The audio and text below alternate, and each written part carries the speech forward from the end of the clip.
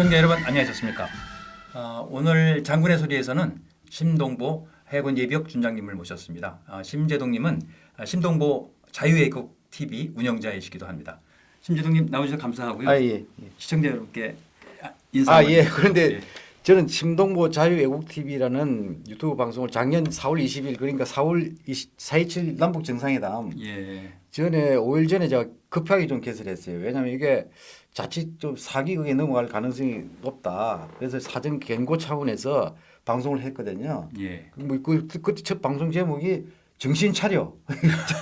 좀 자극적인 표현을 썼는데 결국은 제가 심동보 자유애국 TV를 통해서 그 예상하고 그 예측한 그대로 그냥 전개되는 것 같아요. 완전히 쏘은 게 지금 드러나고 있지 않습니까? 그래서 근데 저는 아직 구독자가 10,000명이 안 됩니다. 거의 다 돼가는 상태. 하여튼 그 장군의 소리가 한 달 반 정도 됐죠. 그렇습니다. 기억하지. 그런데 불구하고 벌써 30,000명이 그 구독자가 넘어갔다는 것은 정말 경이로운 그 현상입니다. 사실. 감사드리고요. 축하드립니다. 우리 시청자 여러분께서도 심동보 자유애국 TV 많이 시청해 주시기 바랍니다.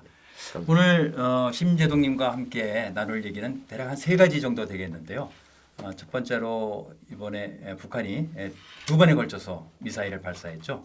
그리고 이번에 연평도에 또 45년 만에 등대를 또 점등한다는 소식이 있어서 그것도 우리 해군 제독을 모시고 한번 들어보고요. 또 대북 식량 지원에 대해서도 한번 알아보도록 하겠습니다. 심재동님 본격적인 대답 나누기 전에 우리 동영상을 하나 볼 텐데요. 이현주 의원께서 우리 군에 아주 쓴소리를 하셨습니다. 이현주 의원은 제가 직접 한번 만나가지고 그 강의하는 걸 들은 적이 있는데 굉장히 딱 부러지더군요. 저도 팬입니다. 팬입니다. 한번 좀 겸허한 마음으로 반성하는 마음으로 동영상을 먼저 보여주시겠습니다. 자, 보시겠습니다. 45년간 군이 반대했던 연평도 등대를 켠다고 합니다. 이 등대를 왜 점등을 안 하고 있었냐 하면요. 연평도 등대가 북한 간첩의 해상 침투에 이용될 수 있기 때문입니다. 그래서 과거에 참여정부 때도 재점등 요구가 있었지만 군이 뭐라고 했냐. 북한 해안포에 타격 원점을 제공할 수 있다는 이유 때문에 거부를 했어요. 그리고 그때는 그러니까 군이 정신이 살아 있었죠. 그러나 또 그 당시 노무현 대통령이 지금하고 달리 또 군이 그렇게 얘기하면 그걸 받아줬어요. 어쨌든 군에서 반대를 해서 무산이 됐는데 근데 지금 이 군은 우리나라 군은 완전히 똥별이 돼버렸어요. 지금 남아있는 군인들은 제가 볼 때는 아주 이류 삼류들이거나 아니면 용기가 하나도 없는 바보들입니다. 제가 이렇게 얘기해서 죄송한데 왜 이런 거 반대 못합니까? 도대체. 그리고요. 평화수역 때문에 한답니다. 평화수역. 여기 이벤트도 벌인다네요. 네, 정말 웃기지도 않습니다. 네, 9.19 군사합의에서 평화수역과 시범적 공동어로구역을 설정하기로 하였다라고 해서 뭐 이런 거를 하는 모양인데요. 지금 미쳤습니까? 진짜로. 지금 엊그저께 무슨 일이 있었어요. 미사일 뭐 발사체 논란 분분하지만 미사일이나 발사체나 다 똑같은 얘기고 결국 우리를 겨냥한 군사적 공격 도발이었어요. 그런데 어떻게 됐어요? 이거 이렇게 우리한테 공격했으면 어떻게 됩니까? 도발 안 하기로 약속했잖아요. 그럼 남북 군사 합의 지금 폐기시켜야 되는 거 아닙니까? 그런데 합의를 폐기시키기는커녕 거기에 따라서 평화수역을 조성한다 이러면서 연평도 등대 켜고 이벤트까지 한다? 잘 보셨습니까? 아이고 딱 부러지는구먼요. 진짜 좀 그 예비역이지만은 좀 반성할 건 해야 될 것 같습니다. 특히 현역에 있는 장성들 비롯해가지고 또 국가 안보, 수뇌부 뭐 솔직히 뭐 대통령까지 좀 반성해야 될 것 같습니다. 사실 이거 한 1분 30초짜리 동영상인데 저희가 다루려는 주제 2가지를 다 커버를 했어요. 그렇습니다. 그렇지만 우리가 좀 차근차근 하나씩 보도록 하겠습니다. 우선 미사일 발사 관련해서 5월 4일 날 오전에 발사를 해서 저희가 그 다음 날 대수장에서 이제 성명서를 발표를 했고요. 그런데 또 5월 9일 날 또 발사를 했지 않습니까? 5일 후에. 이 미사일 발사에 대한 문제점을 한번 좀 짚어주시죠. 아니 그런 게 이게 5월 4일 날 처음 발사했을 때 어떤 발표가 미사일을 정부 여당 국방부 어디에도 미사일 말이 안 나와요. 처음에 이제 합참에서 발표했을 때는 단거리 미사일이라고 발표를 했다가 뭐 40분도 안 돼가지고 번복했다고 그래요. 단거리 발사체다. 이러다가 뭐 또 뭐 신행 방사포라는 또 얘기가 나왔다고요. 그건 방사포랑 같이 이제 섞어서 예, 그렇죠. 그걸 칵테일 란치라고 그러더라고요. 그러니까 그 다음 날도 북한이 저 조선 뭐 중앙통신인가요? 예, 그렇죠. 그 관영 매체를 통해서 이제 이걸 발표를 했단 말이에요. 사진 그 정리 사진까지 보여줬죠. 사진 한 20장까지. 예. 그러니까 그게 명확하게 그냥 그 탄도미사일로 나오잖아요. 그러니까 이제 국방부가 마지못해 가지고 그거다. 이거 이제 북한 그대로 인용해 가지고 신형 전술 유도무기다. 유도무기. 예. 예. 그렇게 발표를 했어요. 그러니까 이제 그리고 전술 유도무기가 북한식 표현이 우리나라 치면 유도탄 아니에요. 그렇죠. 유도탄인데 영어로 옮기면 미사일인데 미사일이고요. 왜 미사일에 그렇게 그 민감하게 거기에 대해서는 의도적으로 안 쓰려냐면 이게 완전 남북 군사 합의 위반이거든요. 그렇죠. 그러니까 이게 미사일이라는 것 자체가 그냥 핵 미사일이잖아요. 핵 미사일. 핵을 탑재하는 탄두만 바꿔 끼면 그러니까 예, 핵 예.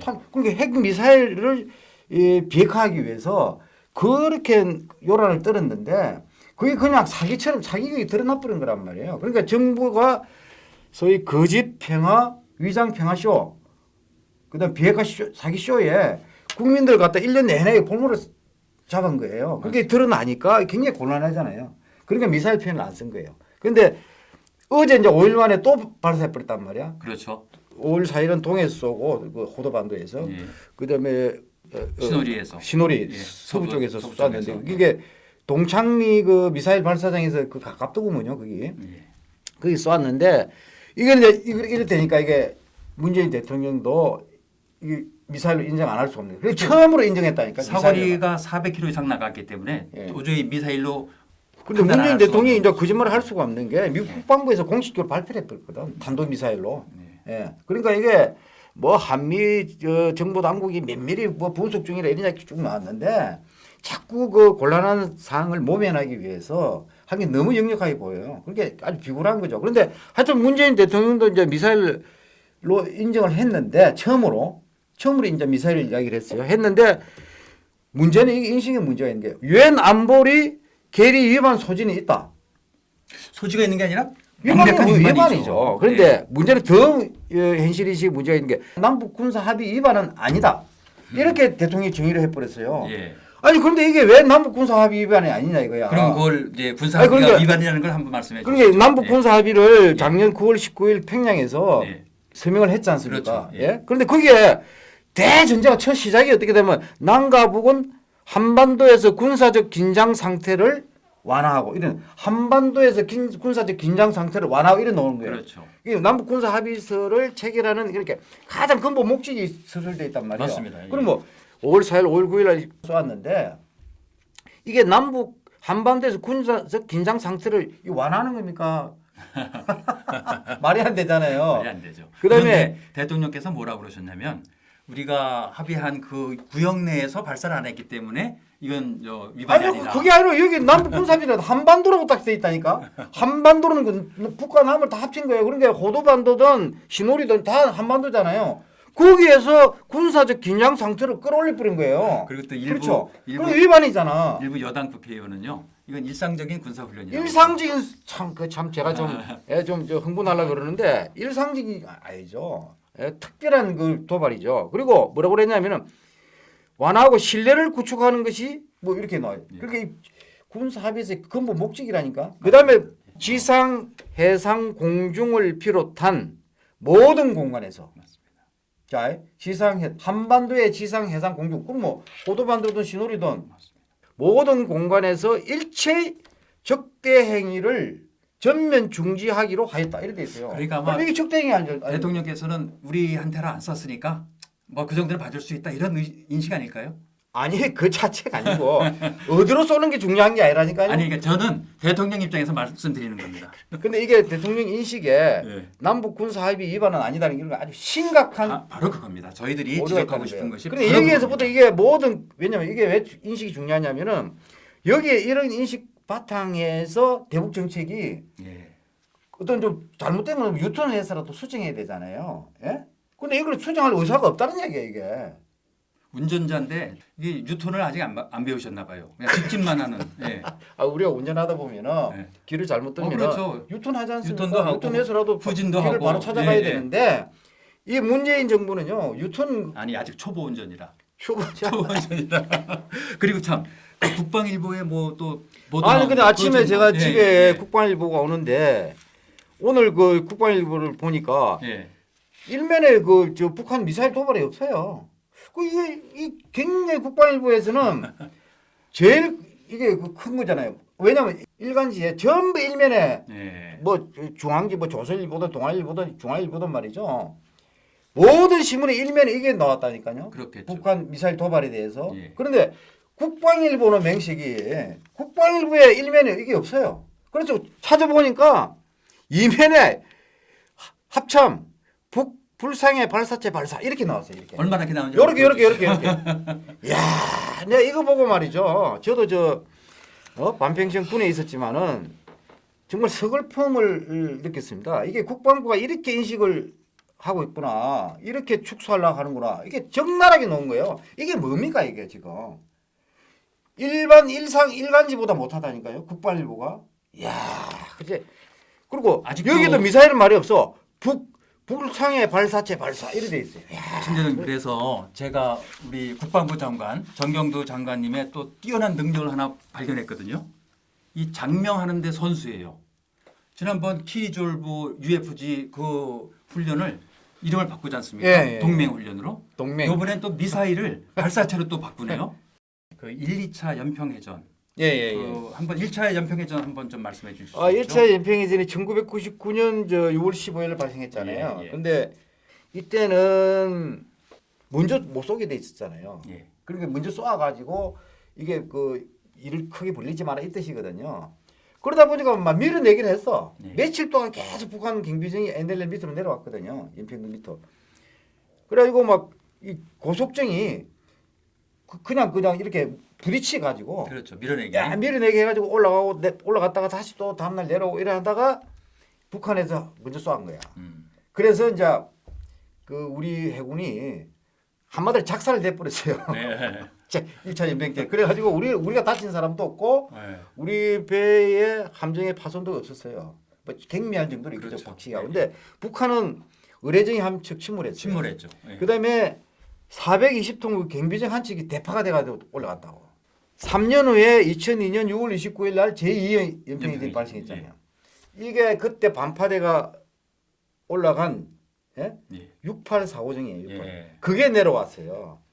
아주 작심을 하고 해가지고 기습으로 해가지고 그냥 참수리 357 고속정에 항교부터 그냥 수백 발을 그냥 순식간에 쏴라보고 그래서 참수리 357 그 침몰됐어요. 초장에 윤영아 그 당시 대위가 그렇죠. 근데 소령이죠. 이제 예. 추설해가지고 바로 척사해 버렸어요. 굉장히. 그다음에 6명이 전사를 하고 나머지 19명이 그 중상의 각을 부상을 입었는데 예.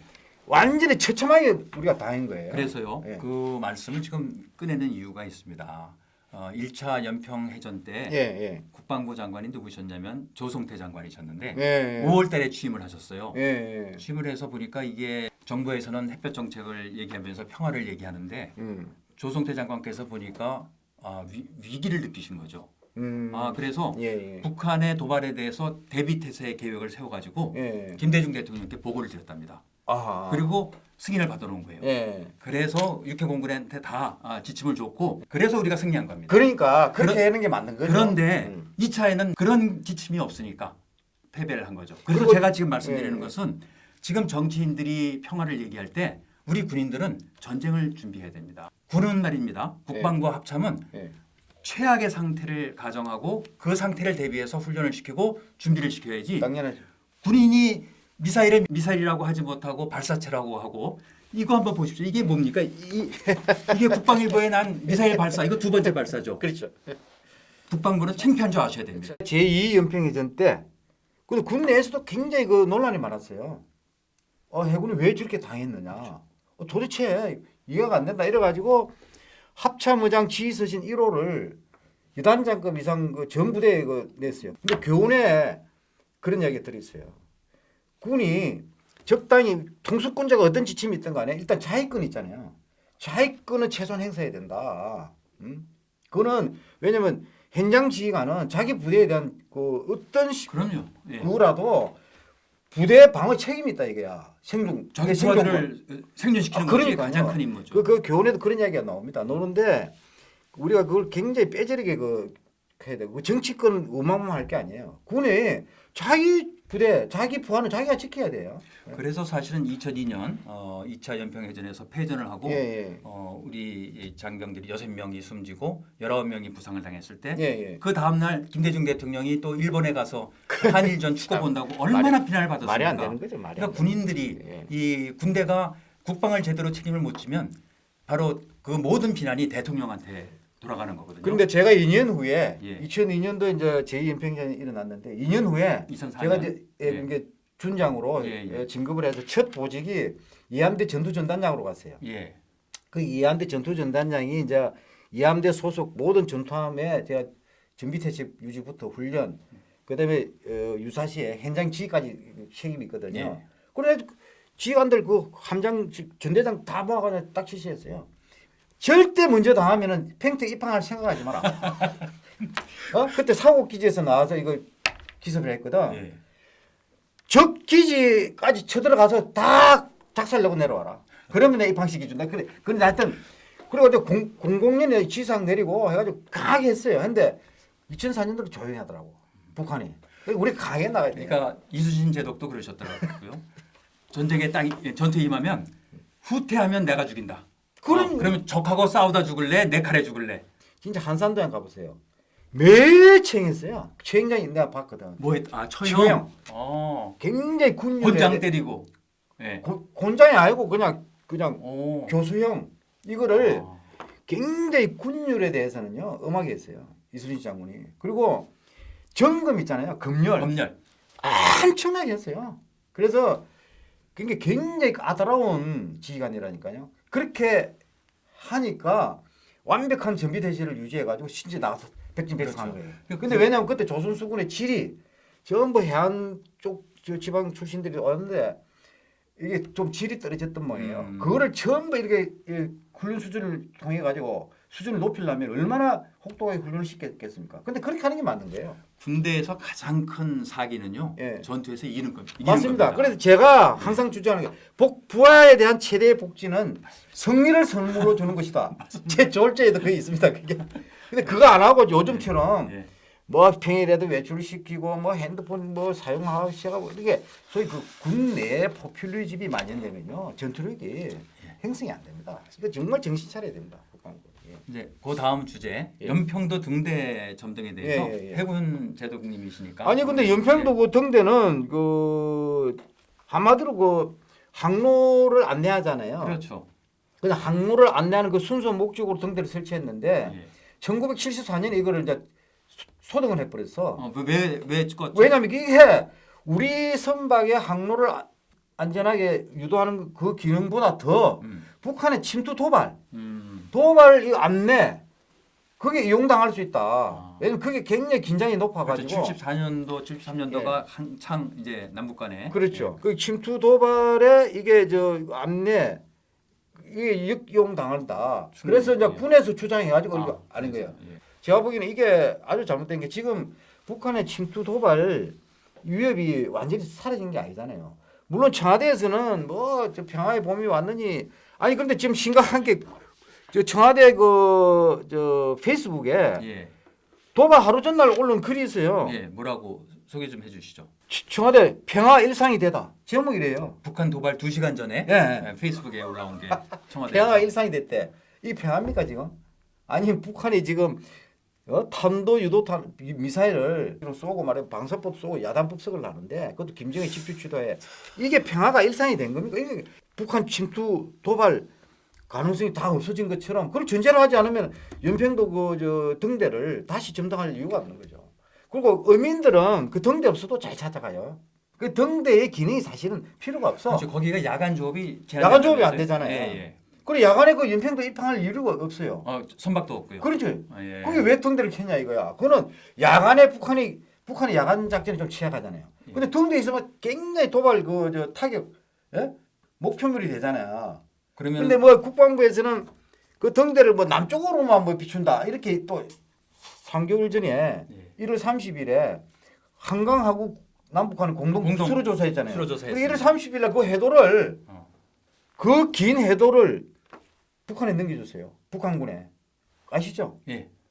근데 그 한강 하구를 통해서 엄청나게 북한이 저 수중 침투, 수상 침투를 많이 했죠. 했거든요. 예, 그게 예. 아마 수백 개 될 거예요. 근데 북한이 제일 한 게 그 밑에 해저 지형 있잖아요. 예. 수심이 어떻게 되고 이게 그 조류가 어떻게 흐르고 이거 굉장히 중요한 정보거든.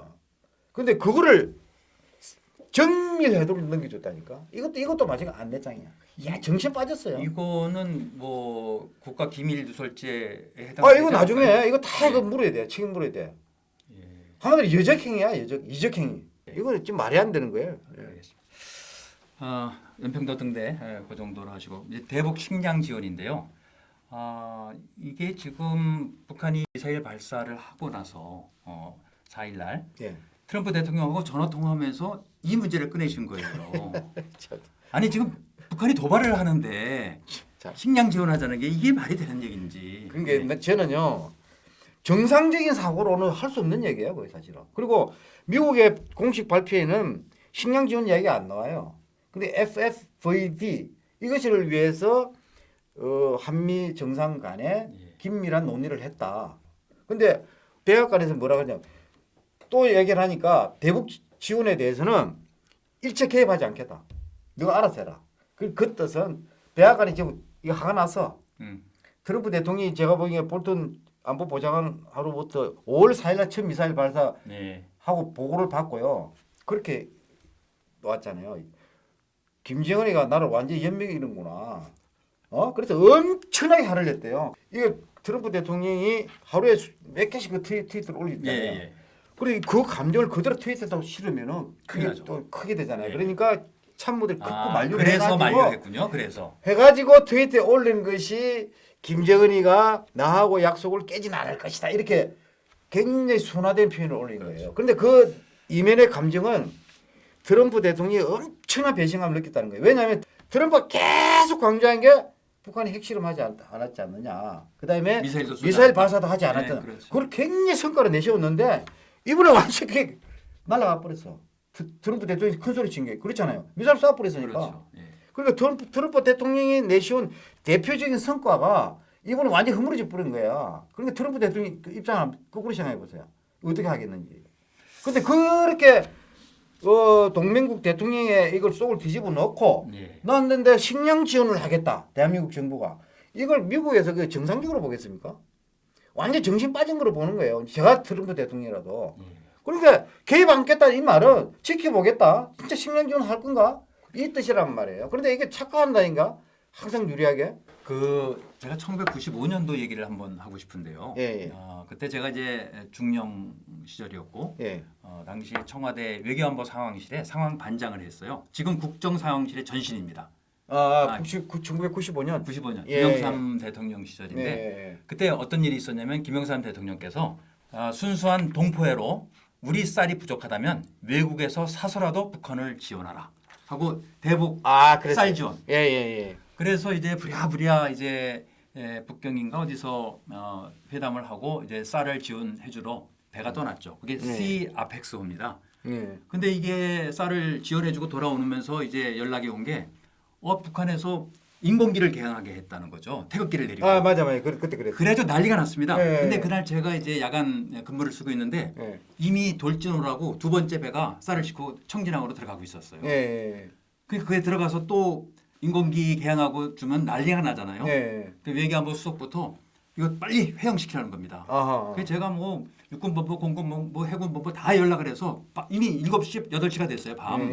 정상 근무는 다 끝났고 야간 당직자들한테 연락을 했더니 육군은 수단이 별로 없어요. 그래서 내가 공군에 야 비행기라도 띄워서 주파수 알려줄 테니까 빨리 연락해서 회항을 시켜라. 근데 결심을 못 하더라고요. 근데 역시 해군이 연락을 했어요. 국제 상승 공통망 같은 게 있으니까. 그래서 한 밤 12시 좀 넘어서 회항이 이제 시작됐다는 거예요. 회항을 시키네. 그래서 돌진호가 회항을 했죠. 예. 그게 대단히 중요한 건데 그래가지고 그때 언론에서 뭐라고 그랬냐면요. 쌀 주고 뺨 맞았다. 참. 그런데 요번에 말입니다. 요번에 만일 쌀 지원을 하면 어떻게 되느냐. 뺨 맞고 쌀 줬다. 그렇죠. 이렇게 되는 겁니다. 그렇죠. 그럼 그게 뭐예요? 조공이죠. 뺨 맞았으니까 무서우니까 더 뺨 때리지 말라고. 그러니까 한마디로 그 북한의 핵 인질 볼모가 된 거죠. 그렇잖아요. 맞습니다. 저거 공갈 치는 대로 그냥 우리는 계속 하는 게 그 노예잖아요. 핵 노예, 예. 핵 인질이 돼버린 거야 지금 문재인 정부 자체가. 근데 오늘 아침에 그 누구죠? 김연철 뭐 통일부 논란 장관. 끝에 통일부 장관 된 예, 사람 있잖아요. 응? 그 양반 그렇다고만 각계 의견을 수렴해서 대북 지원 이거 식량 지원하겠다. 아 이게 무슨 각계 의견 수렴 대상인가? 상식적으로 판단해야지. 인기 투표 상식이 안 되잖아. 근데 무슨 무슨 여론 조사해가지고 대북 지원하나? 아니 말도 안 되는 얘기죠. 이스칸데르 미사일 한 발이 네. 47억 뭐 50억 잡고요. 그 돈이면 국민들 북한 주민들 충분히 먹일 수 있죠. 아니 뭐 1년 아니고 몇 년 먹을 수 있는 그 식량이 확보가 될 겁니다. 근데 그리고- 그런 돈을 미사일을 엉뚱한 데다 바다에서 쏘고 말이에요. 그러니까 말이에요. 주민들을 굶주려 가지고 유엔에 가서 뭐 식량 지원 요청이나 하고 말이에요. 그거 음. 받아 가지고 우리 대한민국 문재인 정부는 또 식량 지원을 하겠다는 동안 이게 정신이 빠진 거죠. 이 국가의 리소스는 이게 자원이 한정돼 있지 않습니까? 예. 그럼 그 자원을 어떻게 효율적으로 효과적으로 배분해서 쓰느냐가 바로 국가 경영인데 예. 북한은 자기 주민들을 먹이지 않고 미사일을 쐈습니다. 그럼 그거에 대한 책임은 김정은이가 져야죠. 왜 우리 정부가 지려고 아 하는 그런 거죠? 거 당연한 거죠. 그 부분에서 우리 국민들의 화가 잔뜩 나 있고요. 네. 지금 우리도 이 청년들 일자리도 없고 너무 화가 나는데 오지랖 넓게 왜 거기까지 돈을 쓰냐는 거죠. 그러니까 이제 문재인 정부가 이게 문제가 복잡하면요. 복잡하게 이렇게 할 필요 없어요. 딱 근원을 단순해서 봐야 되거든. 그렇잖아요. 딱 봤을 때는 이게 그동안 한 이 위장평화 예. 이게 비핵화 사기 쇼가 명확해졌다. 이게 일단 지난 2월 28일 미북 정상회담이 결렬되면서 거기서 이제 확인이 드러나 버렸어요. 북한이 쏘겠다는 게. 근데 그걸 2월 28일 지나고 지금 그 세 달이 다 돼가는데 계속 그걸 믿고 싶지 않아가지고 예. 미련을 가지고 있다가 이 판국이 난 거예요. 그런데 그렇죠. 제가 작년 4.27 남북 정상회담 끝나고 휴전선이나 또는 NLL 쪽에 총성 한 방, 포성 한 방 불리는 순간에 이거 완전 물고 보면 된다. 굉장히 위험한 합의를 했다. 문재인 대통령이. 이거 돌이킬 수 없는 합의를 해버렸는데 나중에 후회할 거다. 벌써 근데- 후회해야 되지 않을까요? 그러니까 이미 이제 포성이 아니고 총성이 아니라 미사일을 쏴버렸는데 이거는 완전 끝난 거예요. 그러니까 완전히 문재인 대통령이 이 정부가 모든 북한 김정은하고 합의한 이걸 전부 다 무효시켜야 돼요. 원인 무효죠. 원인 무효고 예. 그다음에 특히 그 남북 군사 합의선 있잖아요. 이거는 원천 무효라니까. 이거 바로 폐기해 버렸대. 왜냐하면 이게 합의서라는 거는 상대방이 위반하잖아요. 내가 위반하다 상대방이 그렇죠. 일방적으로 파기하면 끝이야. 끝이죠. 예. 근데 이거는 명확하게 위반해 버렸던 거. 아까 서두에 말씀드린 식으로 적대행위를 해버렸단 말이야. 그렇죠. 이번에 예. 남북 군사 합의서 딱 서문에 딱 그래 놓아 있다 이거야. 말하자면- 적대행위를 명확하게 했는데 이거를 왜 폐기를 안 하는 이거야. 이거는 완전히 잘못된 거죠. 알겠습니다. 그 국민 여러분들께서는 이걸 완전히 그저 남북 군사 합의서는 이거는 완전 원천 무효됐다 이렇게 생각하셔야 됩니다. 그리고 남북 군사 합의서 때문에 그 5월 4일 날 미사일 발사하는 것도 우리가 탐지를 못한 거예요. 왜?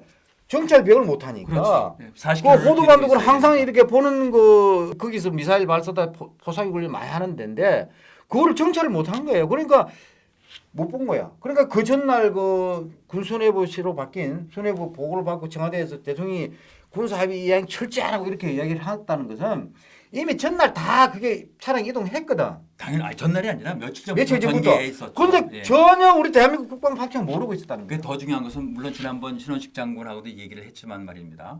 김정은이가 거기를 갔기 때문에 예. 이미 오래전부터 준비를 하고 있었고요. 당연하죠. 미군들은 그 정보를 알고 있었을 겁니다. 그러니까 근데 안 준 거죠. 우리한테 공유를 안 하는 안 거죠. 한 저는 그게 더 큰 문제라고 보는 거예요. 크죠. 예.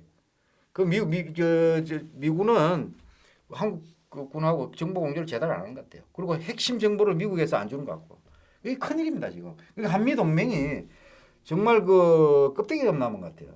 왜냐면 핵심 정보를 공유를 안 한다는 건 상대방의 신뢰를 전혀 안 그렇죠. 한다는 신뢰가- 얘기거든요. 신뢰가 신뢰가 지금 없으니까. 바닥이야. 그런데 말입니다. 그 대북 식량 지원이 이 저희들이 뭐 예비역 장성들이라고 보수적이고 아주 냉전적인 사고 때문에 그렇다. 전혀 그게 아닙니다. 아니. 왜냐하면 그 지원을 해줘봐야 결국 김정은 체제를 공고화해 주는 거고 그나마 이제 굴러가던 장마당을 완전히 이 스톱시키는 그런 결과를 갖고 온다고. 그런데 하나 더 있는 거는요. 아, 예. 식량 지원 정하고 싶으면 해. 네. 하는데 조건이 있어요. 그렇죠. 조건이 있어야죠. 식량이 우리가 원하는 대로 저 아동들한테 영유아 이쪽으로 제대로 가는지 우리 확인하겠다. 아 그거는 그 문제는 국제 식량 기구를 통해서 우리가 지원을 하기 때문에 또 그 유엔에서 들어가서 다 이렇게 확인이 된다니까 그 부분은 믿고 그렇지만 우리가 다행이네. 지원해 줄 수 있는 전제 조건은 무엇이냐면 북한이 군사적인 도발을 하지 않고 핵과 미사일을 내려놓는다. 그 조건이 돼야 된다는 거죠. 최소한 그거는 요구를 해야죠. 예. 예. 그게 뭐 당연한 수순인데 그런 거 없이 그것을 하기 위해서 지원해 준다? 그건 앞뒤가 안 맞는 거죠. 말이 안 되는 거죠. 예. 말이 안 되는. 그게 공산주의자들한테 늘 지는 이유거든요. 네. 협상에서. 그렇습니다. 뭐 추가적인 말씀. 예. 하여튼 저 결론적으로 예. 이번 북한의 탄도미사일 유해를 지금 쏘았는데 이거는요 심각하게 받아들여야 되고 그리고 김정은한테 완전히 쏘가서 1년 내내 평화 노래하다가 끝났어요. 그러니까 그걸 인정할 걸 인정해야 된다니까. 문재인 정부가 온전하려면은 이거 인정하고 원점에서 대북 정책을 재검토하지 않으면요 큰 낭패를 본다 이거야. 근데 왜냐면은 제가요 이 북한이 반드시 도발할 것이라는 얘기를 몇 번 했어요 제가 방송에서도. 근데 했잖아요. 네. 근데 더 한다니까요. 지금 이 미사일 쏜 거 가지고 이제 그만 쏘겠지 다른 도발은 안 하겠지 안 해하게 대처하면요 망한다는 거예요. 그러니까 안보의 3대 악이라는 얘기 있거든요. 페리클리스가 옛날에 기원전에 아테네 그 유명한 정치가인데 안보의 3대 악 펠로폰네소스 전쟁사에 네. 그 사람이 한 얘기가 있는데요. 안보의 3대 무지. 모른다 이가 상측에 대해서 김정은에도 저렇게 저런 놈을 그때 나는 보이는데 지금 정부는 잘 못 보는 것 같아. 무시하다 이거야. 그다음에 나태하다 나태. 깨어나다 적당히 생각한다는 거죠. 세 번째는 나약하다 나약. 정신력이 그걸 극복할 의지가 없다는 거예요. 그러면 이게 안보가 무너진다는 거예요. 이거. 걱정스럽습니다. 예. 사실은 제가. 아유 참 오늘 모처럼 나와주셔서 예. 좋은 말씀 많이 해주셔서 감사드리고요. 장군의 소리가 우리 시청자 여러분들의 성원과 격려 덕분에 이제 구독자 수가 3만이 넘었습니다. 아직 뭐 갈 길은 멉니다만은 그래도 여기까지 오는데 도움을 주신 우리 유튜브 방송을 진행하시는 황장수 선생님, 정규재 주필님, 고성국님, 그리고 신혜식님, 그리고 엄마 방송, 그리고 신인균님께 감사 말씀드리고요. 조갑재 선생님 마찬가지요. 그리고 장군의 소리 구독해 주시는 여러분께도 감사드립니다.